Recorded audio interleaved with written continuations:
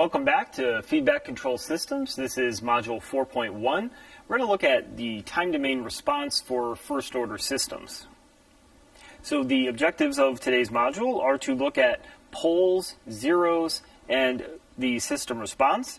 We're going to do a quick review of Laplace tables, look at a generic first order system, and then look at a first order system response, followed by another example of a first order system response.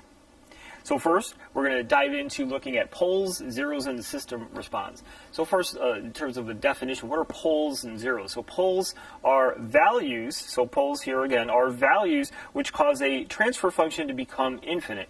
So remember that a transfer function has a numerator and a denominator. So for this to happen, the denominator of the transfer function must be equal to 0 for it to have an infinite value. So poles are the things in the denominator that cause the denominator to go to 0. Now zeros are values which cause a transfer function to have a value of 0. Now specifically in this case, the numerator of the transfer function would be set equal to 0. So depending on whether we want the numerator or the denominator equal to 0 will tell us if it's either a pole or 0. Again, poles are in the denominator, zeros are going to be in the numerator. So the output response, which you can think of as the response of the system, that's our y variable, the output response is going to be the sum of two things. First of all, the forced response, think of that as our forcing function in mechanical systems, a force that we're putting on a mass, a torque on a shaft, etc. Or in electrical systems, the forcing function could be a voltage, a current. So that output response is going to be dependent on that forced response as well as the natural response of the system. And we'll talk about both of those as we move forward. So the poles and the zeros together are going to dictate this response as we will see in this lecture. So next we want to go to our Laplace transform properties and pairs. We introduced this early on in the first few modules. Again, this is really prerequisite material. I'm just putting it here in this lecture so you'll have a reference as we go through some of the analysis in this lecture. So specifically, we're looking at what happens if we do a unit step response. And so I've highlighted that there on the table. A unit step response in the time domain turns into a 1 over s term in the Laplace domain.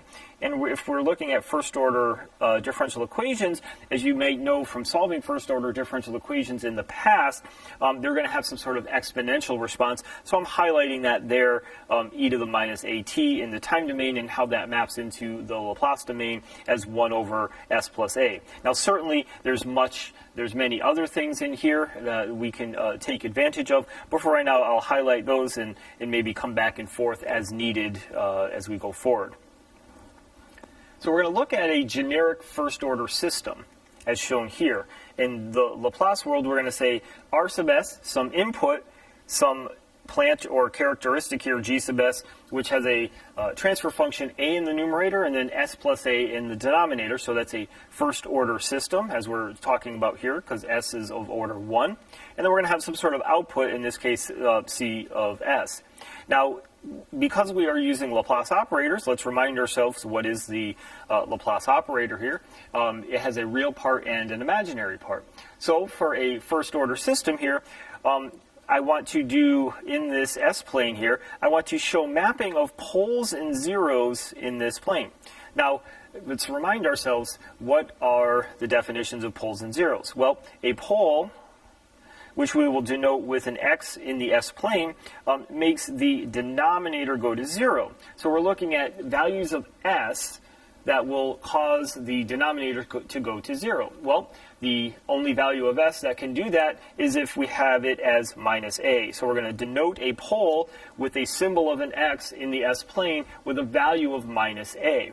Now notice there are no s terms in the numerator, so there is no zeros. If there were, we would put a little circle, but there are no zeros for this example. Okay? So that's the mapping in the S-plane of our pole location. So if we assume R sub s is a unit step, we have a first order system and we do a step. You can think of that in electric terms as I'm turning on a switch, right? I have a 12-volt battery and I'm turning on a switch. So I applied 12 volts from 0 time essentially into a system. What is the response of the system? Okay, so given the R sub s as a unit step input, and from the Laplace table we know that's a 1 over s from a Laplace, we want to eventually solve what is c sub t in the time domain. We are interested in looking at the response in the time domain, and so we're going to use our Laplace tables after we solve for that. And so what I would like to do is I just show you the response down below. Did not derive that for you.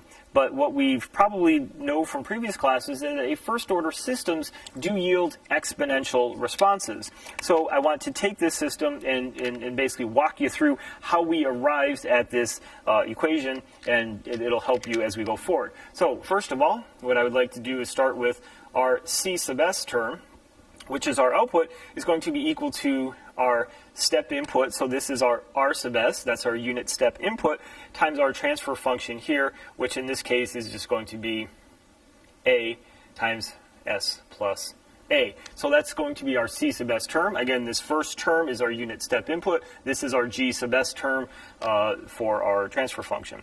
Now, what we're going to use as we go forward, and you'll see this in the next examples, is we're going to use the technique of partial fraction expansion. So partial fraction expansion, what we are going to do as we analyze this is say there's going to be some constant. I will call this constant K1, and that's going to be over this term S.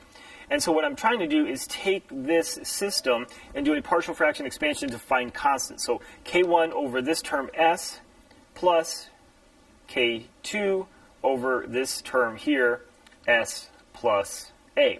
So I'm expanding this in my partial fraction expansion, and I'm trying to find now what are these two constants, K1 and K2. So now what I'm going to do as a step is just, I want a common denominator so I can compare this to this expression up here. So if I get a common denominator, I'm going to have to put the S plus A up with the K1. So I'm going to have a K1 times S plus A. Okay, and then I'm going to have my S times K2, so plus S times K2. And that's going to be all over a common denominator, which would just be S times S plus A. Okay? So that's just taking this expression, multiplying it together over common denominator. So now what I would like to do is compare these two. Okay? I would like to compare these two expressions. Well, notice the first thing I can do when I do the comparison of these expressions is these are multiplied. These have the same denominator. So as I compare them, I can essentially ignore the denominator and do what? I can set the numerators equal to each other. So that's what I will do down here. So on this expression, what do I have for the numerator? I have basically just my A term. Okay, I have my A term. Now, what do I have here? I can write this out. And what I'm going to do is I'm going to expand this out and write it and then combine the two S terms. So I have a K1 times A term, and then what I'm going to do is isolate my S variable. Here's an S. I have a K1S and I have a K2S, so I have an S times K1 plus K2. Okay? So now I have this expression. Now what I want to do is essentially solve for my variables K1 and K2. And I'm going to do that over here. My approach to do this is as follows. You may have your own approach, but I'm going to show you an approach that works well for me, and I'll walk you through that. So I'm going to try to compare all the what I call S terms. So my highest order S term here is S to the 1. So I'm going to write that here as an S to the 1 term. Now what are my S to the 1 terms? On the left, I don't have S to the 1 terms, so the left side is going to be 0. What about the right side? Here are my S to the 1 terms. It's K1 plus K2. K1 plus K2. Next, I'm going to look at the next lowest order. In that case, it's S to the 0 terms. So S to the 0 terms are basically essentially our 1 terms. So basically terms that don't have S associated with it. So on the left we have A. There's no S associated with that. So I write A on the left. And the B, this doesn't have an S associated with it. So it's K1 times A. Well, I have these equations now. I can solve. Well, this equation A equals K1 times A. K1 has to be what? K1 has to be equal to, so solving these, K1 has to be equal to 1. If I then substitute K1 equals 1 in this expression, what does K2 have to be? Well, K2 has to be negative 1. So I now have my K1 and K2 terms right here. I can now substitute those into here, and what I'll do is I'll just do that. Let me just substitute them in here, my K1, my K2 terms, and I will draw them in pink here. So my K1 term is going to be 1. My K2 term is going to be negative 1.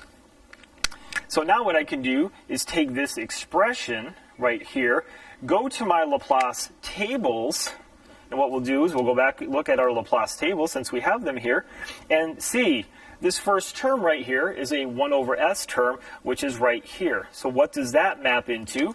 The 1 over s term maps into what? The 1 over s term maps into a unit step. Okay, that's that. What is this term? Well, I see a negative sign, so I'm going to put the negative sign out front, and then if I do that, I'm left with a 1 over s plus a term. Well, what is that? Here's a 1 over s plus a. That maps into an e to the minus at. So I have a u sub t minus e to the minus at. Now, even though this Laplace table doesn't include a u of t, it's essentially assumed as that, so I will now have that. Okay, now when I go back and forth, notice my c sub t response. This is my c sub s. This is now my c sub t response. So let's just be clear on that this is equal to what? This is my c sub t expression. Okay, that's my c sub t. Now, if I take out a u of t term, which is a step response, right? I'm doing a step response at time 0. If I take out that u of t from both, what am I left with? A 1 minus this exponential, which is exactly what I have right here. So technically, you could do that, and then you have your u of t response there, because at time 0, you're going from a 0 to 1. You're turning the switch on, if you will. So that is the approach using partial fraction expansion that we're going to leverage as we go through a lot of these examples, going from the Laplace domain into a time domain solution. Now I want to talk a little bit more about first order system response. We know it's an exponential response. We saw that here. We just derived that. It's an exponential response. And so this is going to be our exponential response that you see in blue. Okay? So here is our c of t as a function of time, and we could look at it as a, as a exponential response. So there's a lot going on in this slide, so let's break it down. If I look at the x-axis here, notice that I'm going to see a 1 over a, a 2 over a, etc.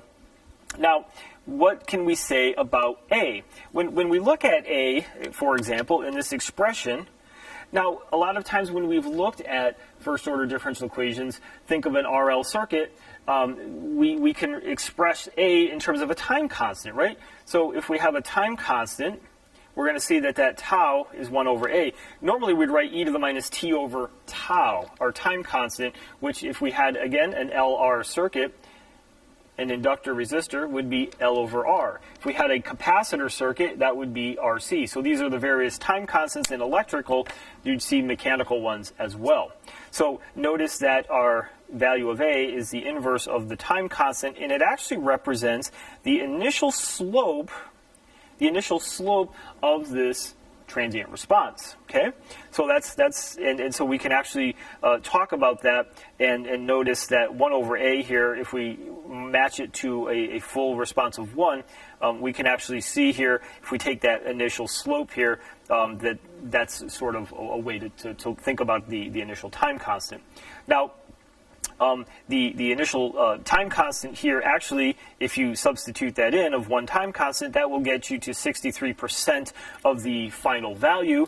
And so that's usually an important thing that we know. And we also say that the time constants, usually by 5 time constants, the system is in steady state. Sometimes people say 4, but generally by 5 it's definitely there. So we also have some other figures of merit here, the rise and settling time. So notice that the rise time on this graph, shown right here, starts at what? The rise time starts here at 10%, and the rise time ends at 90%. So our rise time is a measure of the signal where it starts from 10% of the final value to 90% of the final value. How fast does it take to rise during that? That is referred to as the rise time.